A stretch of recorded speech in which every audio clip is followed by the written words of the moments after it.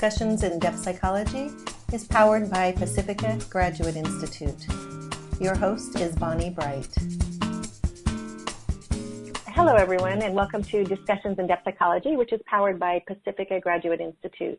I'm Bonnie Bright, and I'm your host, and I also earned my Ph.D. from Pacifica in the Depth Psychology program there.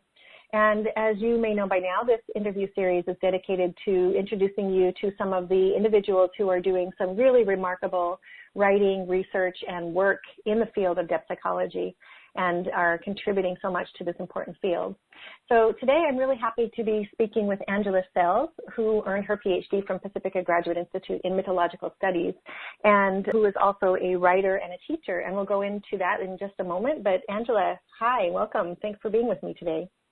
Hi, thank you. I'm so excited to be here and to be delving into some of the histories of women in depth psychology. Yes, me too. This is such a fascinating topic, and I think we'll get into that, but it's not really something that has received a lot of the spotlight. Before we go further, let me just read Angela's bio for everybody so that you can have a bit more of her background, and then we'll dive in. Angela Sells earned her Ph.D., as I mentioned, from Pacifica in Mythological Studies with an emphasis in depth psychology, and she's now the co-chair of the Goddess Studies Unit for the American Academy of Religion's Western Region, teaching mythology at Meridian University. And I know, Angela, you mentioned that you teach their myth, ritual, and story, which is an absolutely fascinating idea to have in the grad program. And Angela is also completing her book, Sabina Spielrein, The Woman and the Myth, for SUNY Press. She also teaches continuing education courses in mythology and co-produces Yuba Lit, a reading series for great live literature in the Sierra foothills. Of course, that's in California. So, Angela, wow, there's so many interesting things that you're doing there. And this one phrase caught my attention, and that is that you're the co-chair of the Goddess Studies Unit for the American Academy of Religion Western Region. How on earth do you go about getting a title like that?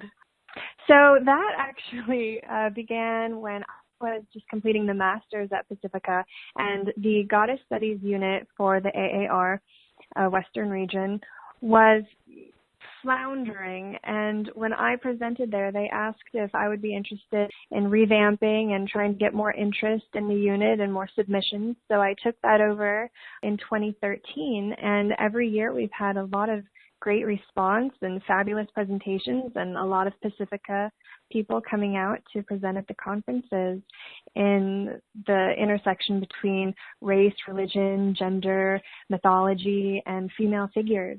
It's been really an exciting experience. Oh, these are just all such critical topics in our culture today. It's really exciting to hear you talk about all of those things that you just mentioned in one sentence, because as many of us know in the field of depth psychology, there is a real interest in the return of the feminine, or the repressed feminine as we often call it. And not everybody understands that maybe necessarily, but it's the idea of those feminine kind of qualities, particularly of things like reflection and creativity and what we call a more feminine way of being, as Carl Jung looked at it.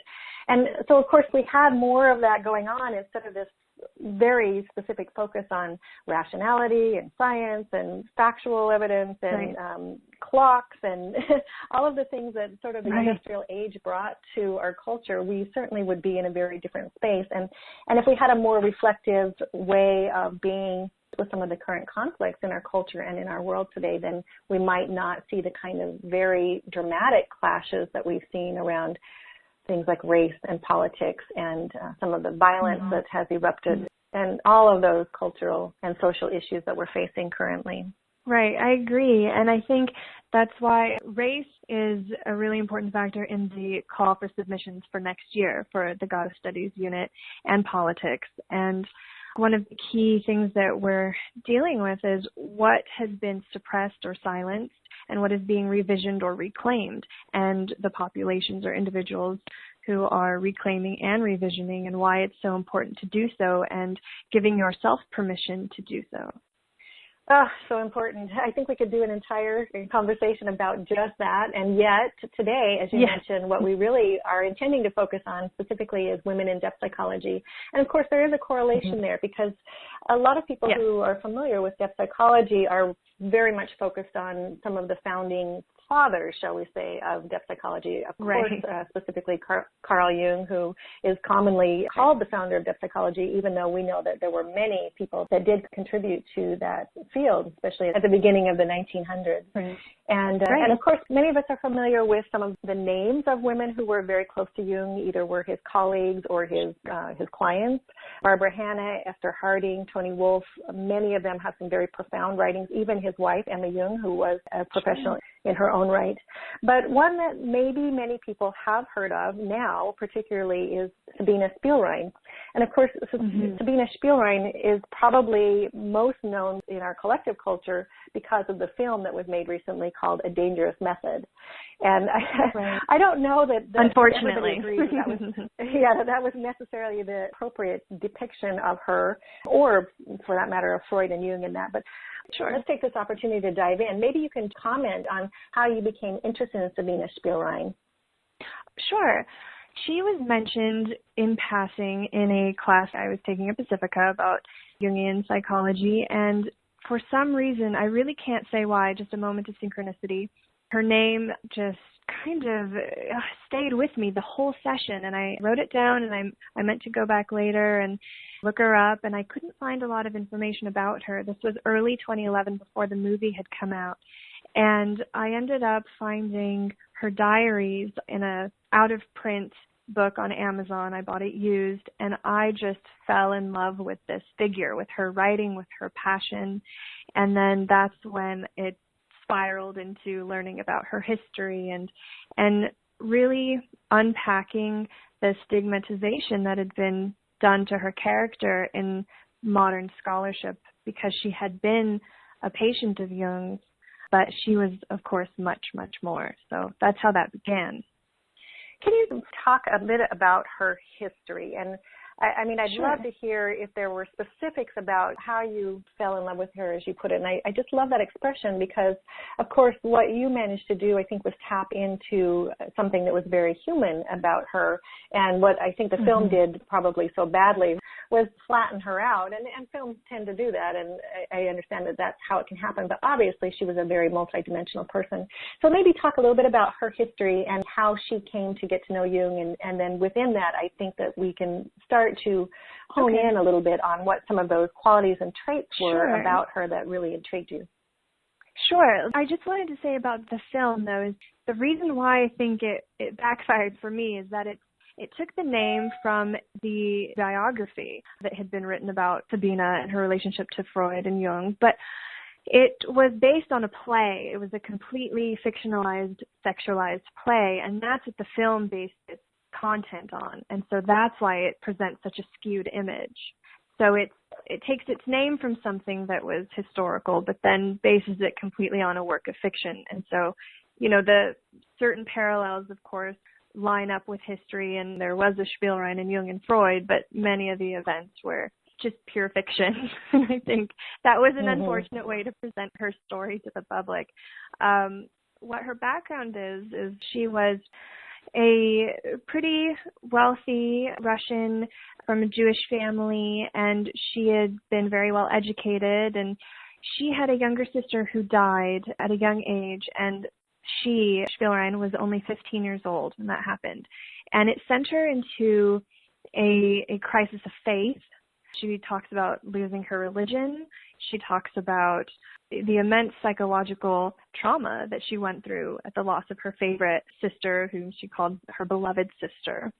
And she went into therapy and institutionalized, and she met Jung when she was 19, and she was his patient for 8 months in Zurich, inpatient, and then she was an outpatient for a few years after that.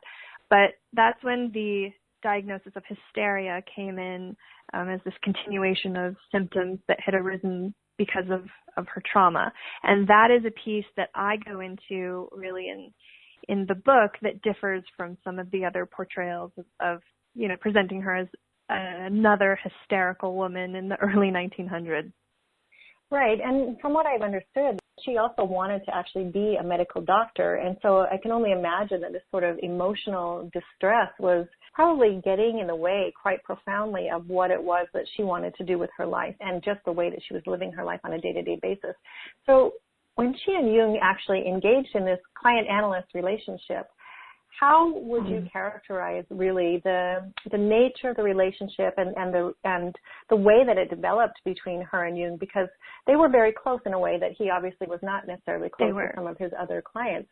In fact, I've had access to letters that Jung wrote to Sabina Spielrein, and those appeared in the Journal of Analytical Psychology in 2001. And so if people are interested, they can go look those up. But clearly there was something very special happening here between the two of them. Yeah, I offer a back and forth in my dissertation with her letters in response to his letters, and I have a very different opinion about their relationship. It became very intimate, very close in a way that I felt was more of a breach of trust rather than a inspiring affair. She, especially in her diaries, relates how disturbing of an impact that had on her life, that close, intimate relationship between clients and therapist. But she, regardless of that, went on to receive her doctorate in psychiatry, and she was the originator of the death instinct in 1912. And that is, of course, taken up by Freud in 1920, and he references her work. They have very different interpretations of it, but he does give a nod to her in his own work. And I think that's also been overshadowed, but she had beautiful ideas as an analyst in her own right about dissolving into union and what that means mythologically and psychologically, and what our own instincts and impulses are in union, to want to dissolve into what she called the sublime. And she just has many wonderful references about how that instinct shows up in different mythic narratives. That's so interesting, and the correlation I'm making while you talk about that is going back to this whole issue of how she struggled with the hysteria, and obviously her psyche was on whatever level trying to cope with some of the grief that she had experienced through the death. And also, I wonder about what kind of wounding may have occurred to her around there's not really a delicate way to put this, I guess. And so I know that some people may have judgments about that relationship that Jung began with her. Obviously, from an ethical standpoint, there are a lot of questions around that. I don't know how deeply you went into that, but I also want to make sure that we maintain the focus on Sabina Spielrein herself, because as you mentioned, she did go on to really do some profound healing and to make profound contributions to the field of depth psychology. So there's something coming up for me around all of this about the wounded healer, the archetype of the wounded healer. So she, like all of us, had her own stuff, as we put it, and every one of us has things that we have to go through and things that we have to overcome, and she was doing that, and she went to Jung for analysis in order to begin doing that. So I don't really know what my question is in all this, Angela, but maybe you can just open that up and comment on anything that pulls you there. Yeah, and I would like to reference that because I do go into that in the book, and for me, it is delicate, and I have my own opinion about that through her diaries showing the development of that relationship. But more than Jung or her relationship to Jung, for me, the issue has always been with how she's been presented in modern scholarship, because whatever their relationship was and the ethical dilemma around that, aside from all of that, it was, 8 months as an inpatient when she was 19 years old, and then a few years, following as an outpatient. And the problem I have is not the details of their relationship, but why scholars seem to be so obsessed with really what boils down to 8 months of a teenager's life and then the following few years, and pinning her and silencing the rest of her life to maintain her as an image of this teenage girl, and to forget that she went on beyond Jung, as an analyst. She actually was a Freudian in her later years, became friends with Freud, a colleague, was the second female member of the Vienna Society of Freud, and presented her research there. and had been publishing articles and was one of the first, if not the first, child psychoanalysts. And that has been my issue all along, is not the details of her relationship with Jung, but why the scholarship has focused so much on it. And I get that there's an allure and seduction story gets blown out of proportion and all of that, but I think it's also such a detriment to her reputation and is really showing what happens to women whenever sexuality, is involved, which is always. Then it's the mistress, or it's the seducer, or it's this hysterical woman instead of a scholar, an adult. And I think that has been my main issue with the story and my passion with bringing her work to light in a different way and to present her as an adult rather than a 19-year-old girl. Mm-hmm. Yes, and you're right. I think so much of that has been lost. Maybe not in history, because to your point, just even through the journal, we do have some documentation, and I have found bits and pieces of it. And as I mentioned, Jung's letters were not the only things that have been published. There actually has recently, in the last couple of decades, been a lot more that's published. But in a culture like the one that we live in, where we're so focused on, being entertained, we have entertainment news, we have everything that we want at the tip of our fingertips with the internet. Right. It makes you wonder if she had a Twitter account, what would she be doing there? And yet in all of that, it's so easy for us on some level to just sort of forget about the really meaningful parts. And I think there's also a fault in depth psychology, if I may say so, that we do tend to focus so heavily, and I'm guilty of this myself, we tend to focus very heavily on some of the core key figures, and we kind of give them all of the credit and all of the focus of the work, and some of these others just fall by the wayside. And I know that you had mentioned to me that you were a bit surprised by her lack of visibility, not only in coursework at Pacifica, but I agree with you also in the field of depth psychology in general. And you've established a few of those reasons why, but I'm wondering, what is it about it that is now coming to light about her? And I'm talking collectively, because you've mentioned some of your own experience, but and what about those others that I mentioned, Barbara Hanna and Esther Harding and Toni Wolff? How can we contemplate a new depth psychology in which these women are given the same amount or the appropriate amount of focus that is really required in order for them to make the contributions in today's modern field of depth psychology in much the same way that they were probably able to do it back in their day, and yet we have tended to forget. Right, exactly. And I think it just comes down to making a conscious choice to add these voices to a class or to a syllabus. Not knowing about them is not really an excuse to exclude them, because, thinking of Sabina as a hysterical patient of Jung, well, clearly that hasn't been researched by whomever is presenting her in this way, because she had her PhD. She was, I believe, 27, and she was an analyst, and then she offered many other contributions to the field. So I think it really will come down to researching history and integrating female voices. And I mean, this is a problem in every single field, not just depth psychology, and extends to voices of color and different physical abilities. I mean, it really is just a conscious choice to make sure that whatever material you're presenting reflects the world and not just a tiny percentage. Yeah, absolutely. And the word oversight occurs to me. And yet at the same time, it's very interesting because you mentioned that your pursuit of this work, of really investigating Sabina Spielrein and digging into her life and beginning to get to know her, and therefore bringing this research forward, which is now going to be a book published by SUNY, might I add, so that's hopefully going to receive quite a bit of visibility. What do you think that it's critical that people really know about Sabina Spielrein, particularly of her as a woman and as a professional woman in the field?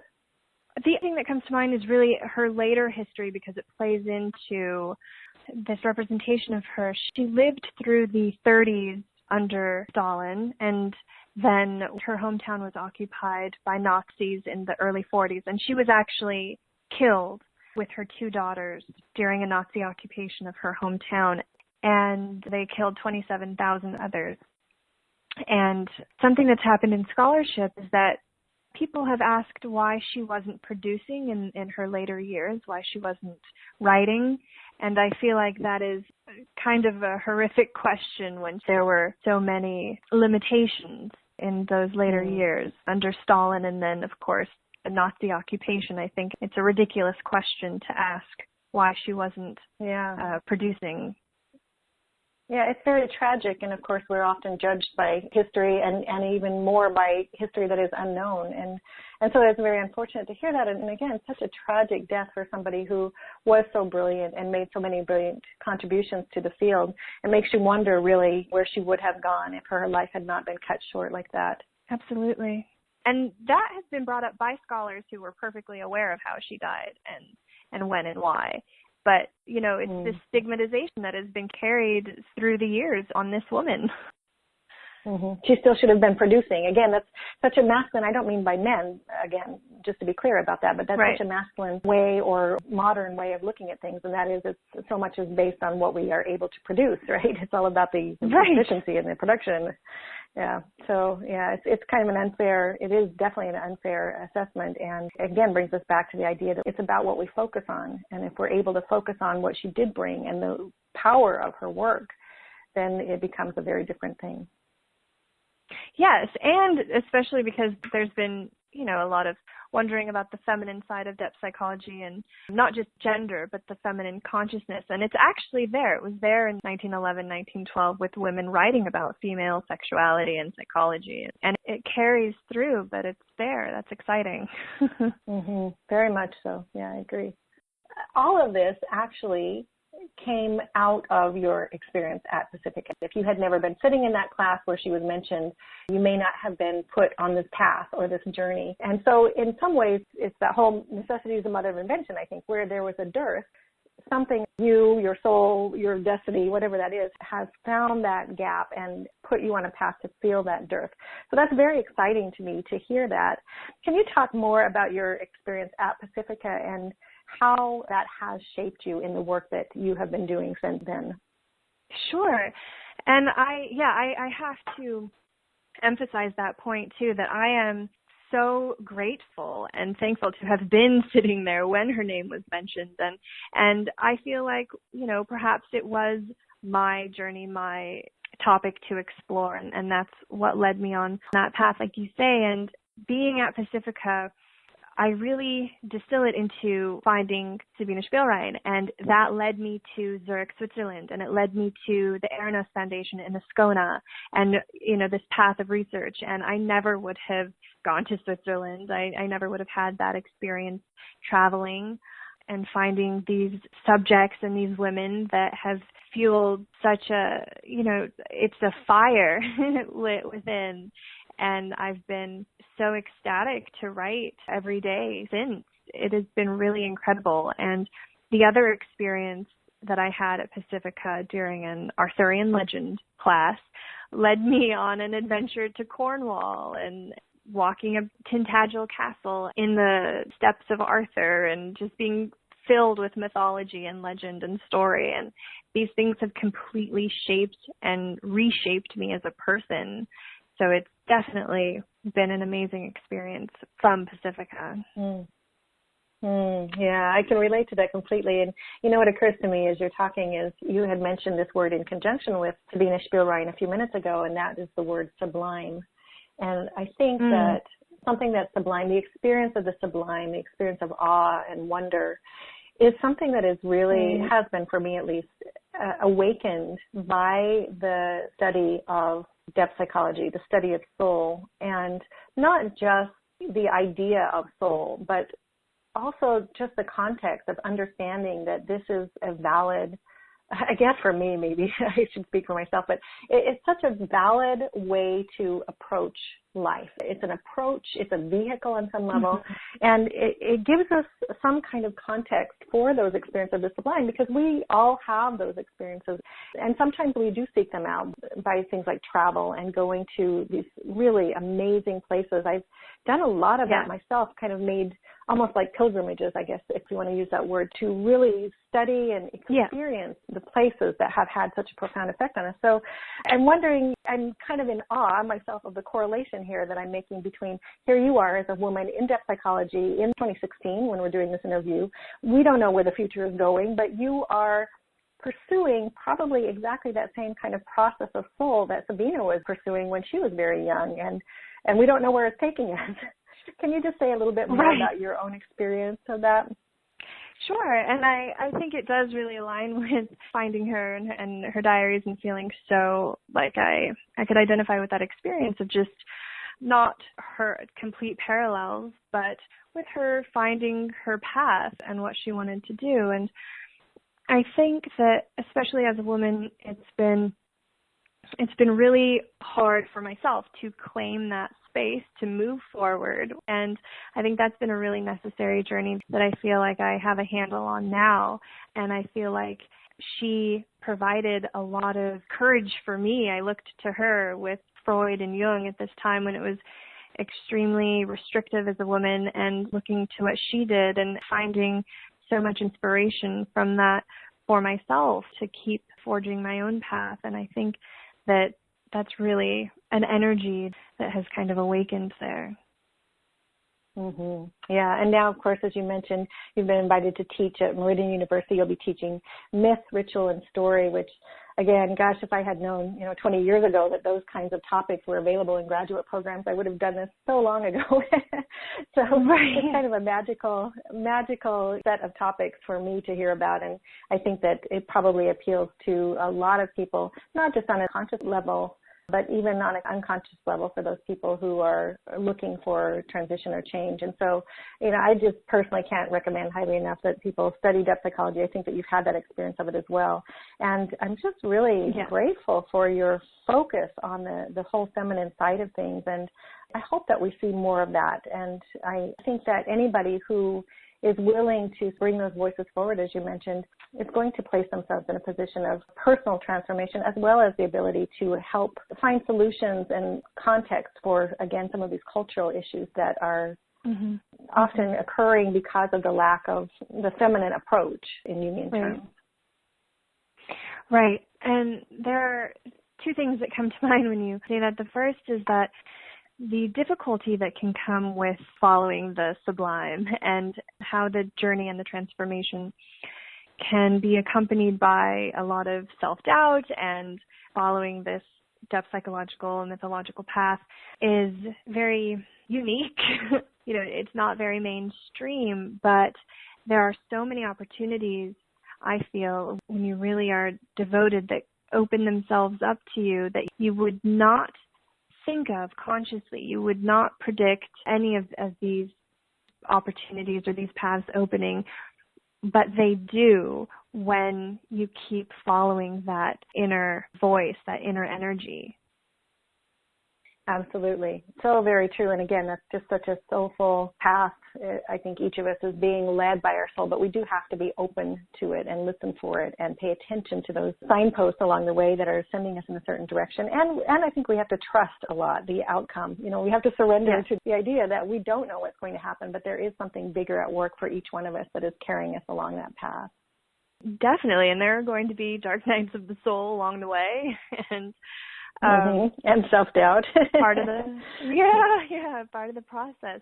The second thing that came to mind when you were speaking about the feminine is that the good news, I guess, the silver lining about this specific field's history is that these voices are there, and it's not just Sabina. It's Lou Salome, who is more mainstream, I guess, known as Rilke's muse, but she was extremely capable in her own right, and she wrote about the erotic principle and the feminine in 1912, same as Sabina Spielrein, and there are so many others.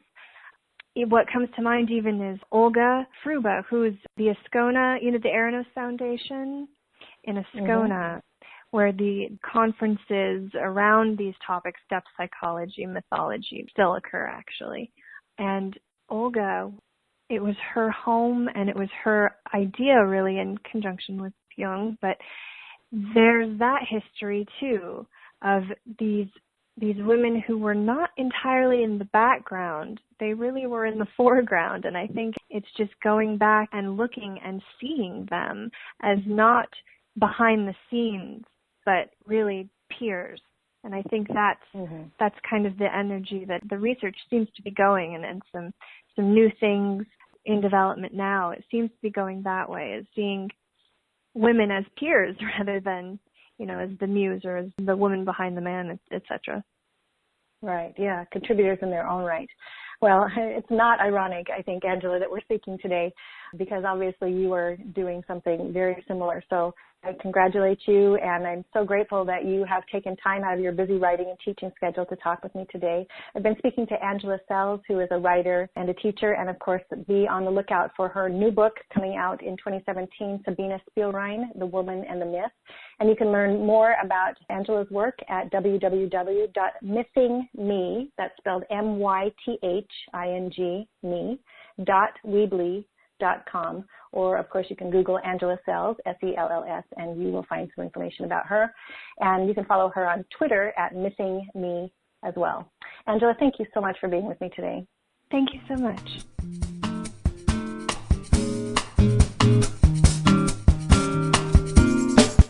You've been listening to Discussions in Depth Psychology, powered by Pacifica Graduate Institute with host Bonnie Bright.